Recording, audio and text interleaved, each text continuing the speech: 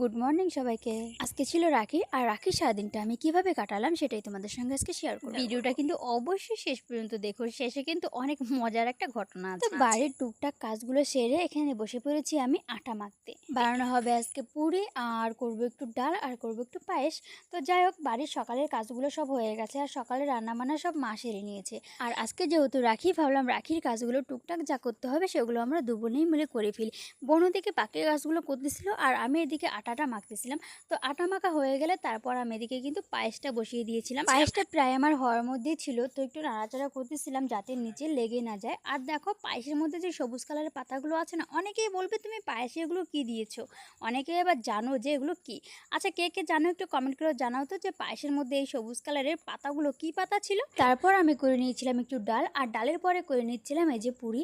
এই পুরিগুলো আমি ভাজছিলাম, মা আর বোন ওদিকে বসে বসে বেলে দিচ্ছিল, আর আমি এখানে কিন্তু উনুনের পাশে বসে বসে এগুলো কিন্তু ভাজতেছিলাম। চলো, পুরিগুলো ভাজতে ভাজতে আমি আমার আগের পোস্টে বা ভিডিওতে আসা কিছু মিষ্টি মিষ্টি কমেন্ট যেগুলো এসেছিল সেগুলো একটু পড়ে নিই। প্রথমে কমেন্ট করেছিল আরশি। আরশি বলেছিল, দিদি তোমার একটু ভুল হয়ে গেছে, এটা পায়েল সরকার হবে না, পাপিয়া সরকার হবে।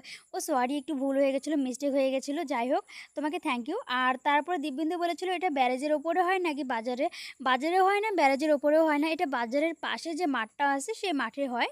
তারপর বলেছিল কাকুলি, অনেক সুন্দর, থ্যাংক ইউ কাকুলি তোমাকে। তারপরে বলেছিল রেখা দি, একদিন আমাকেও মডেল বানিও। হ্যাঁ দিদি, এসো, তোমাকেও একদিন মডেল বানাবো। তো যাই হোক, কমেন্টগুলো পড়তে পড়তে এদিকে আমার লুচিগুলো ভাজা হয়ে গেছে। দেখো, এখানে বড় গামলায় কিন্তু আমি লুচিগুলো রেখেছি। এদিকে বোনগুলো বাকি গাছগুলো করে নিচ্ছিল, ভাইরা যেখানে এসে বসবে সেই জায়গাটা একটু পরিষ্কার করে নিচ্ছিল। আর আরেকটা কথা বলে রাখি, আমরা কিন্তু 8টা বোন, আর আমাদের মাত্র 2টো ভাই। তবে এখানে কিন্তু একটু পরে দেখবে অনেকগুলো ভাই আসছে। তো অনেকগুলো ভাই কোথা থেকে আসলো, আমাদের যে কাকাতো, আরও যে কাকাতো ভাইগুলো আছে ওদেরকেও আমরা বলেছিলাম। আর আরেকটা ভাই ছিল, ওর দিদি বা বোন কোনো ছিল না, যার জন্য আমরা এই ভাইটাকেও ডেকে নিয়েছিলাম। তো ওকেও আমরা রাখি পরিয়েছিলাম। মোট এখানে আমাদের পাঁচটা ভাই আসছিল, 5টা ভাইকে আমরা রাখি পরিয়েছিলাম। তো এখন আমরা পরাবো রাখি, আর এই ছিল আমাদের আয়োজন। তারপর আমরা কিন্তু এক এক করে কিন্তু সবাইকে রাখি পরিয়ে নিই। আর এই ছিল আমার ভাই, তো ওকে আমি প্রথমে রাখি পরাই। তারপরে ছিল এখানে অনেকেই ছিল, সবাইকে এক এক করে রাখি পরিয়ে নিই। তো ভিডিওটা একটু স্পিড করে দিয়েছি, আবার ভিডিওটা কাটতে ইচ্ছা করতেছিল না, আবার সম্পূর্ণ ভিডিওটা দিতে ইচ্ছে করছিল না, কেননা এখানে প্রত্যেকটা ভাইকেই দেখাতে ইচ্ছা করতেছিল, যার জন্য কিন্তু আমি ভিডিওটা লম্বা হলেও কিন্তু ভিডিওটা কিন্তু সম্পূর্ণ রাখার চেষ্টা করেছি, যদিও একটু স্পিডটা বাড়িয়ে দিয়েছি। তো যাই হোক, এদিকে ভাই দেখো, এখানে ভাইকে রাখি পরানো হয়ে গেছে। তারপরে আমি পরে নিচ্ছি আরেকটা ভাইকে। এভাবেই এক এক করে কিন্তু প্রত্যেকটা ভাইকে আমি রাখি পরিয়ে নিই। আর আমি রাখি পরানোর পর আমার যে বাকি 7টা বোন ছিল, ওরাও কিন্তু এক এক করে কিন্তু সব ভাইকে রাখি পরিয়ে নেয়। বিশেষ করে আমাদের না ভাই বোনের মধ্যে এই যে রাখি আর ভাইফোঁটা, এই দিনগুলো খুব স্পেশাল হয়।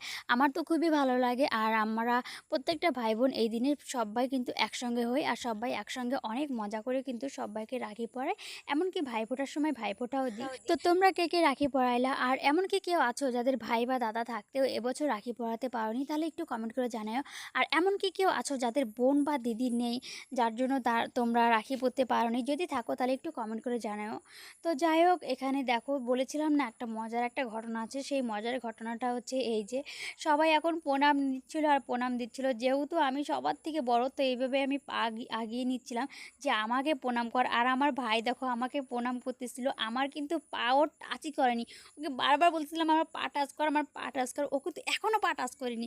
তারপর অবশেষে ও একটা আঙুল দিয়ে আমার কিন্তু পা টাচ করে কিন্তু এভাবে কিন্তু ও আমাকে প্রণাম করে। তো যাই হোক, ওর প্রণামটা দেখে আমরা সবাই একদম হাসতে হাসতে ফিট হয়ে যাচ্ছিলাম। তারপরে এই যে আমার আরেকটা ভাই ছিল, ও তো আমাকে একদম শুয়ে পড়ে প্রণাম করতেছিল। ও বলতেছিল আমার কোনো প্রণাম করতে আমার কোনো অসুবিধে নেই। তো যাই হোক, এভাবে মজা করতে করতে আমাদের সারাদিনটা কিন্তু আজকে চলে যায়। তোমাদের দিনটা কেমন কাটলো অবশ্যই জানাও।